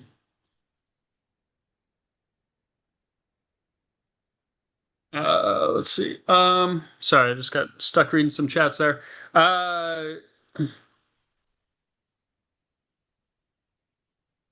Oh, one thing I noticed in slide 31 is that in your workshops, there was no use of tables for the participants. Was that intentional design, or were there just no tables available? No, there were tables available, and we had a great room. And unfortunately, or fortunately, depending on how you look at it, we're ramping up some of our capital improvements, and so that space that we had that you saw is now filled up with cubicles, and so we can't use it anymore, which is really disappointing because it was great to be able to use that unencumbered. So we had seats, and then we could roll the seats and kind of like move along with the process map as we were doing it. People were standing up, they were going to the board. And so in that case, we just had this huge open space that normally had desk in it, but it was open and it was available, and so we took full advantage of that room. And then what was it? Monday, I ran a workshop, and in that workshop, we did a process map, and there was tables in the room. So yeah, it was just the unique nature of that particular space that we had, and it was actually kind of fun. We used that for about 2 years before they kicked us out here. What, about 2 months ago with putting in the new cubicles and stuff. If I might add, it started out in a small yellow room with yellow lights, with about 18 of us in the room, with the boards all the way around, and a table in the middle. And from a feng shui aspect of, for lack of a better word, not really a fun atmosphere to be in. So when we had that open space with the natural light from the outside and a big long wall and no tables in front of us, unencumbered space, that was for me a much more creative, a much better environment to work in. But you use what you have. So Yeah.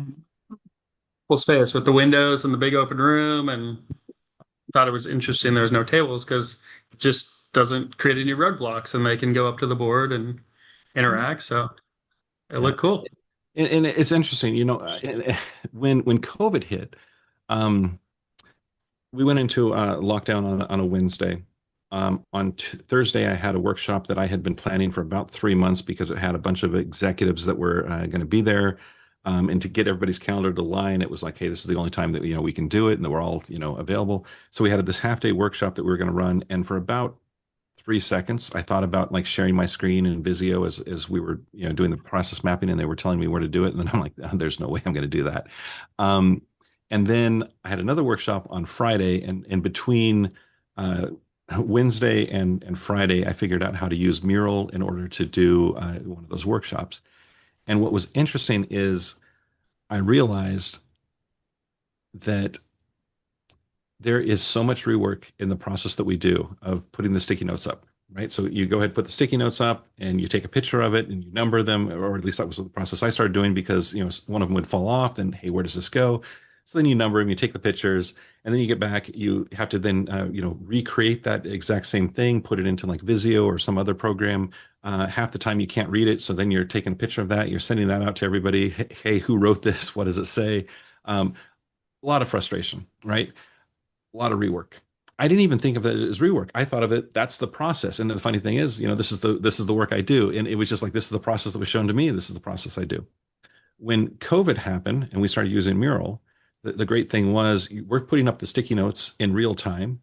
One of the frustrations, is people would have an idea on how to solve that. And you say, hey, hold on to that idea. We're not there yet. We're, working one thing at a time. And then you come back to them and they would say, oh, I forgot what that idea was.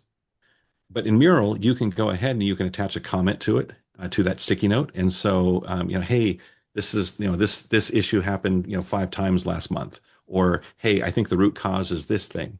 And so by the time you come back to it, you're not telling people to stop. They can actually in real time be updating, comments and stuff as they think about it, without disturbing the rest of the room. And at the very end, you've created everything. You just go ahead and say, print out or save as a PDF, and you're done. So there are times where I will do a workshop and kind of it'll be a little bit of a hybrid so that we can save time doing that. Um, but there's also something to be said with actually writing down, thinking, putting it up on the board versus just typing it in. But let me tell you, it's a heck of a lot easier to read the type stuff in Mural than it is the written sticky notes. Yeah, for sure. We definitely use a lot of Miro here at the city of Tacoma. I'm sure everybody else does as well. And Miro's going into all the AIs and all that. So I've been seeing that can do all your work for you. You mentioned technology. And you mentioned Gemba Walks, but in this process and in your projects, you mentioned that supplier voice and results and input was super important. It looks like in some of your graphs that you captured something somewhere from suppliers. So I was wondering if that was in person or you did some sort of survey with your suppliers or how that was all done. Yeah, for that one, I was given a name of a couple of different vendors that we work with, and so I called them up, thanked them for their time, that to give us a little bit of feedback so that we could make the process better for them, moving forward in the future, and then proceeded to ask them some questions. And so it was just doing voice of the customer, capturing, talking to them on the phone, and figuring that out. One of the workshops we did, in the process, they worked very closely with a third party a consultant that helps with outreach to the community. And so in that case, we actually brought that consultant into the office, and we were working through, hey, here's our process, here's where we hand stuff over to you, what's your process? And so we were capturing that and working with them, coming up with ideas, and collaborating together in the room with people outside the port. And like I mentioned, sometimes we'll work with airlines and other people. And in fact, I think the coolest one was when I first started. We have what we call RDR, or I'm sorry, not RDR, ADR, airport dining and retail. And so these are the people. So when you get on the other side of security, you want to buy a sandwich or something, you work with one of the ADR companies that's at the airport. And we were in the process of working on this project, and I said, "Hey, why don't we go ahead and just do a session where we invite all of the ADR folks to come, and we just do a big voice of the customer."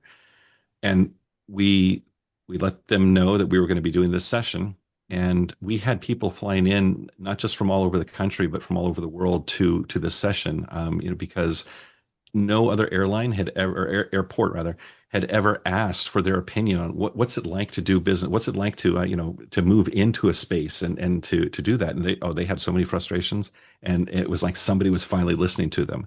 And we learned so many things that really helped us, things that we didn't even realize were issues, by doing that. So it's really important to give that opportunity for people to voice their opinions.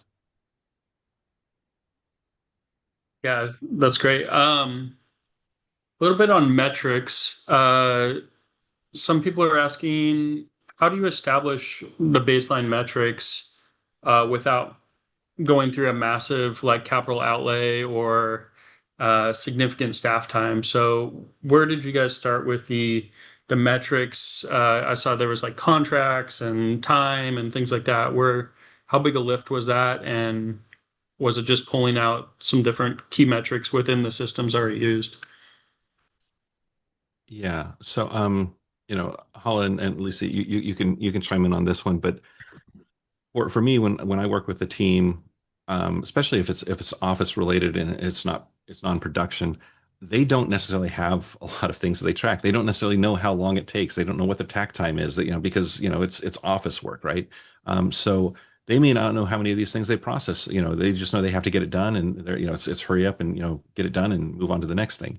And so oftentimes we don't have a way of actually coming up with data. So ideally, I like to start, a month and a half, maybe even 2 months before we actually are going to do the improvement workshop to start, refining the problem statement, putting together the charter, and then identifying, well, what KPIs do you have, and usually they don't, and so okay, what would be the metrics? What are the things that we would want to measure? And so we try to do a little bit of a baseline, a few weeks or even a month or so before, and start capturing some of that data so that we have something to say, hey, this was the current state before we went into it.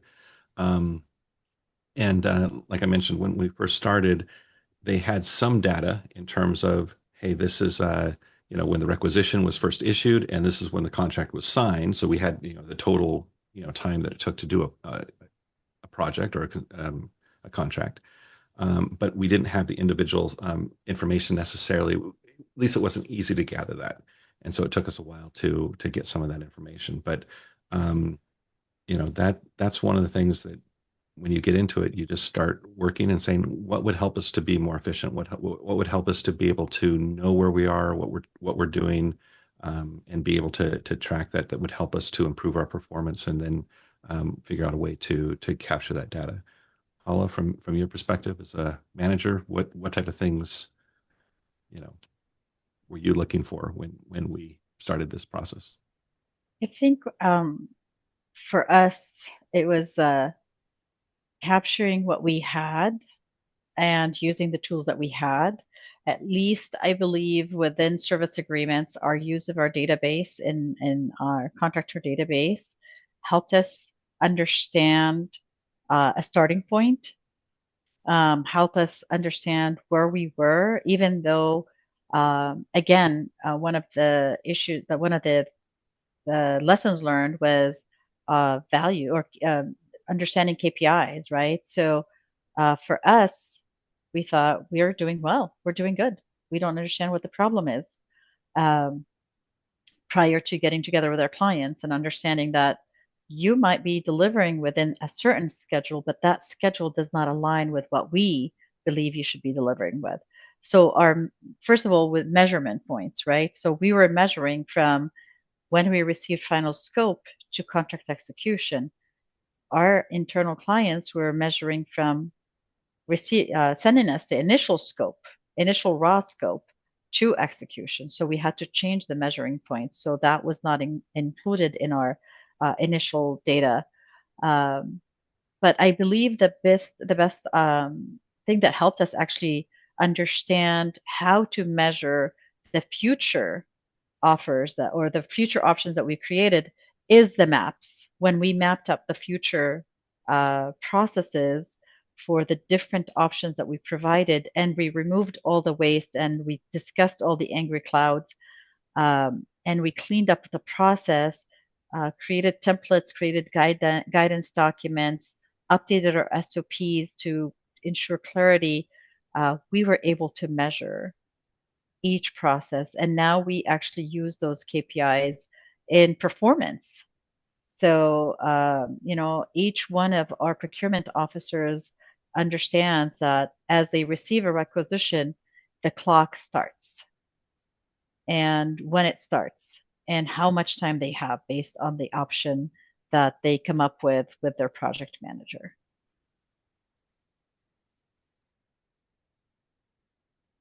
Thank you so much for that. Yeah, I think it's definitely, as you and Jared mentioned, it's hard to track normal office work, and there's not a lot of metrics in place. And I think we all struggle with that, and just trying to figure out how to do it without a heavy lift. If you had any secret sauce, but it sounds like we're all in the same boat. But you have some good processes based on every project you've done. So the service agreements, you've tackled those and have some really great metrics and good success stories from that.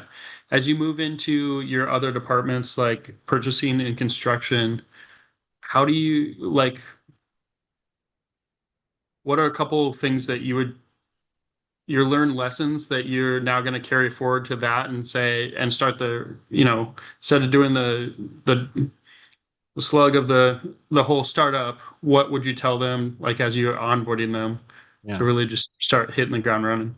Well, we've got a secret weapon, and that had nothing to do with me or CPI. But there's a change that's coming at the beginning of the year where service agreements is actually going to be kind of split up and moved into both the construction as well as the purchasing group. And so people that have gone through this now are actually going to be part of those teams, and they'll be able to to help them through some of the process. So that's going to be nice.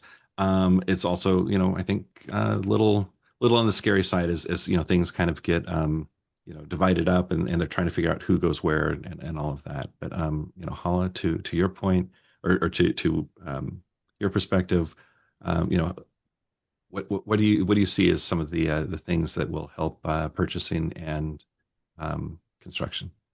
Yeah, with us, there were a lot of changes, and what we saw, and one of the lessons learned is ensuring that we keep our team, our internal team, up to date, helping them understand the root cause of the issue and why we're changing it. Because at one point, that's why they were called waves.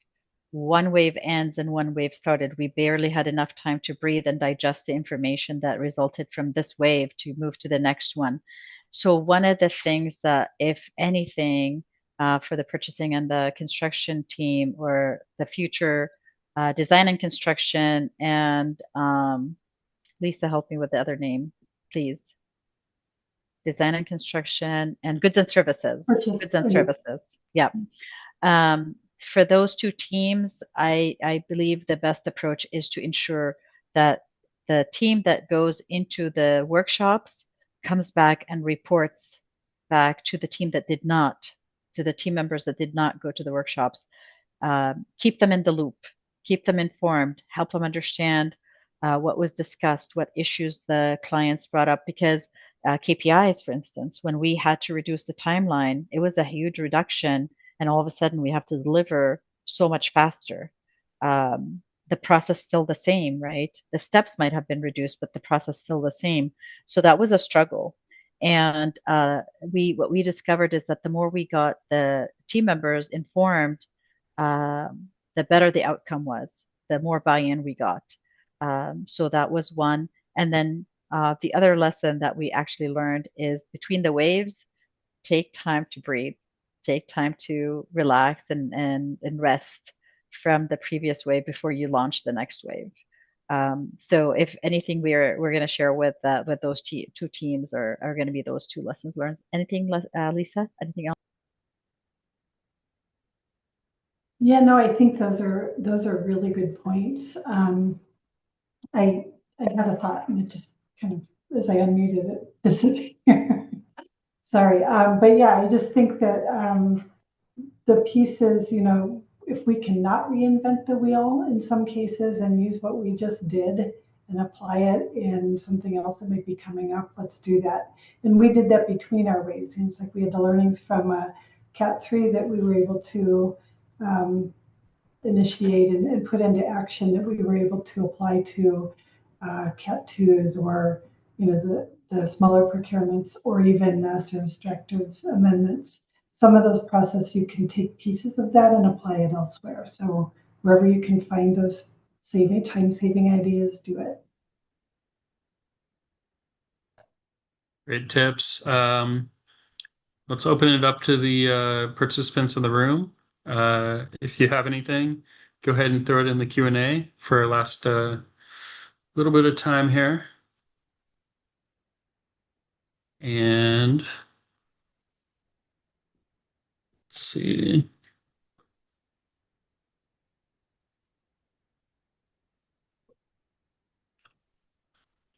Anybody wants to throw anything in here?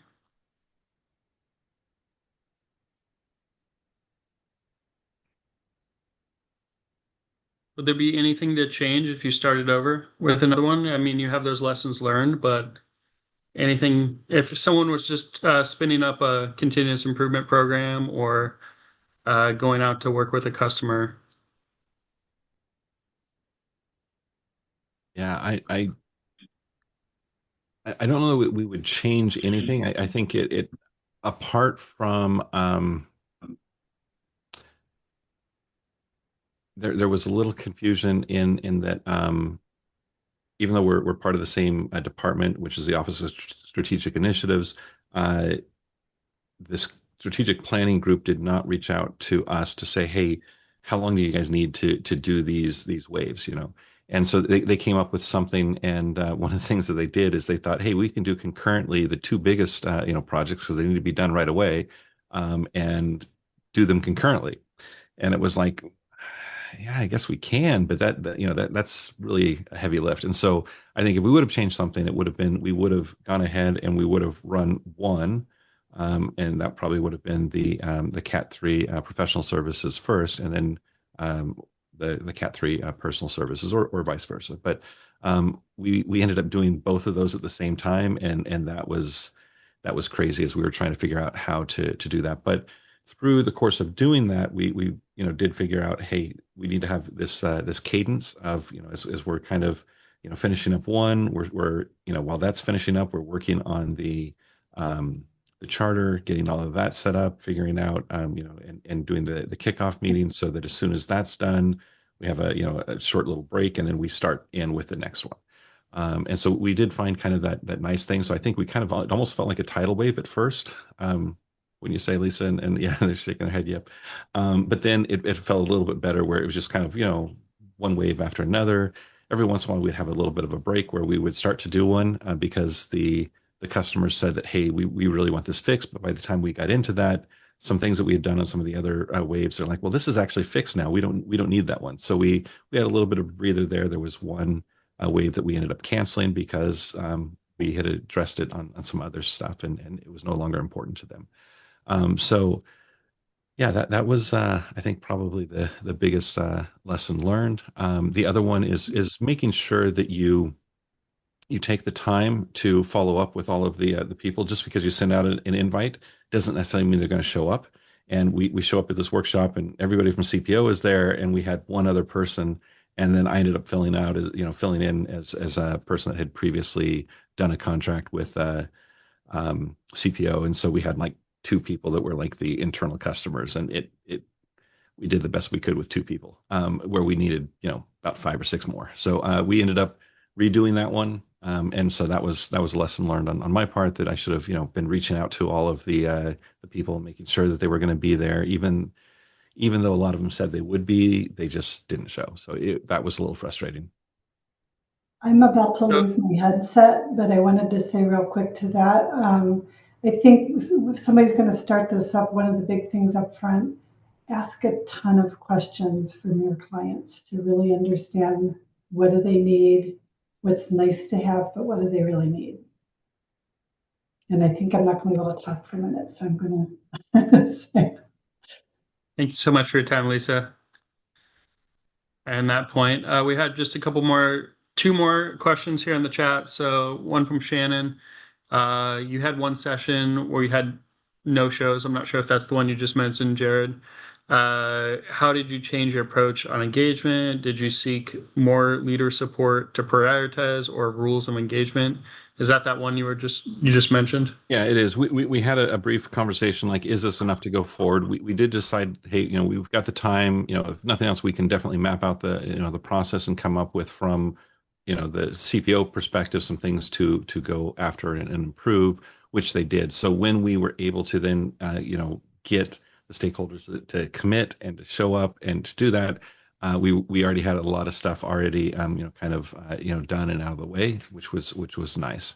But yeah, the big thing there is just doing that follow up before. Just because you send out a meeting invite does not mean that they will show up or that they realize necessarily why it's important that they be there. And so, just communicating that, reaching out one on one, making sure that they're going to be there or that they're going to send a delegate is really important for sure.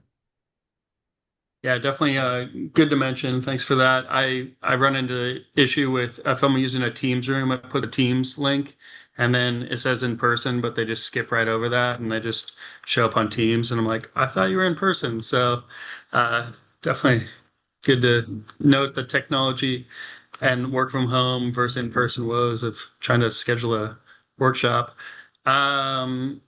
Someone said there are a lot of approvals for the reviews in the process for scope development or contract drafts. Or I guess, it was a question, were there a lot of approvals and reviews in the process for scope document or contract drafts? If so, how did you reduce the back and forth? So I believe that was one of our procurements that we have many layers of QA, quality assurance.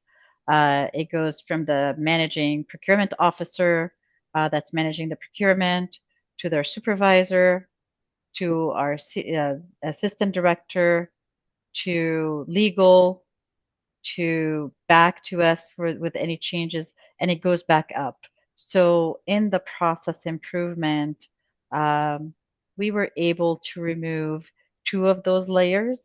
We still needed legal's input to make sure that we're good to go.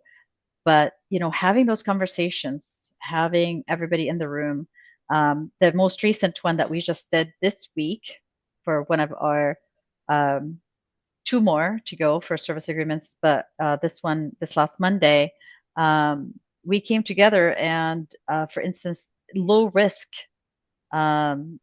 items, we've determined that maybe we can propose removing a quality assurance process on low risk items that go out to consultants. So, again, we propose those things. We have to get the buy-in. It's not that's just what we are asking for, our clients are asking for. It has to also be something that legal can assess the risk with that too, and also our leadership team as well. So even as we remove layers of quality assurance, even as something as simple as that, we still want to make sure that we're not putting ourselves at risk.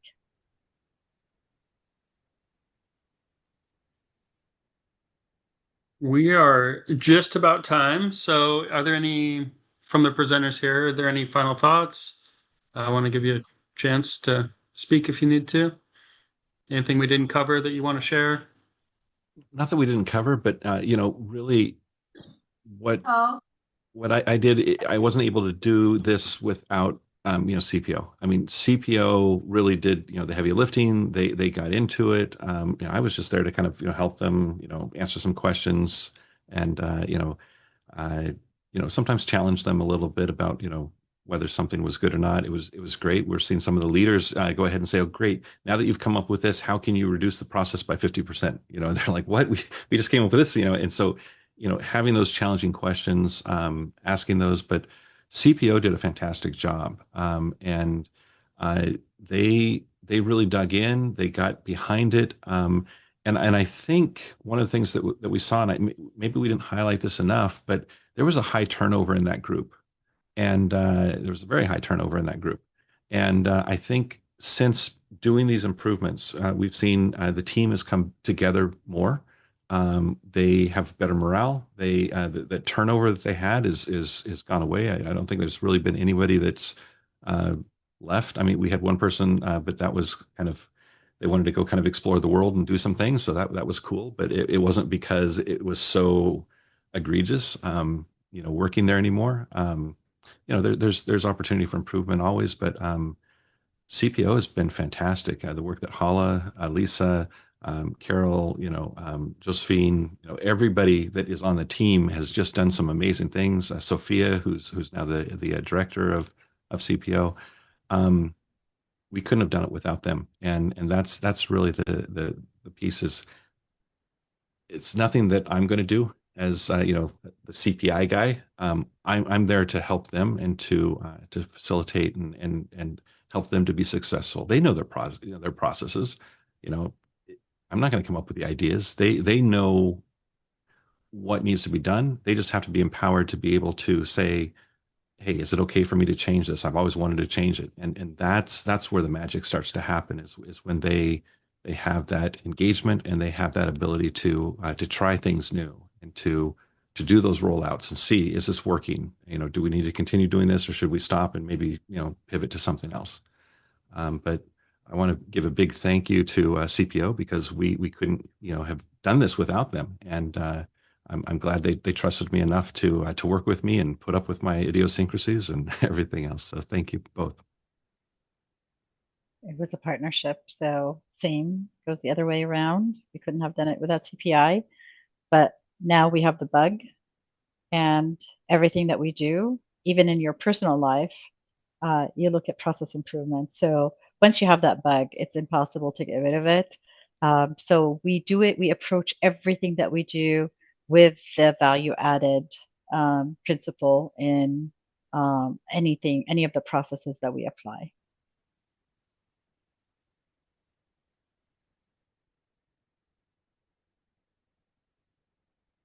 Awesome. Well, this has been super beneficial. I really appreciate Jared, Lisa, and Hala staying on for an extra hour past their presentation, outstanding presentation, to answer some Q&As with the Government Performance Consortium, which is a bunch of uh, people like Jared, Lisa, and Hala that are managers, analysts at government organizations working on continuous improvement. So if you want to join us, you can find us on LinkedIn or reach out to us. And yeah, I really appreciate you guys' time. Thank you so much for staying on a beautiful day, a little extra, and keep doing what you're doing. And I look forward to maybe next year hearing how construction and purchasing went.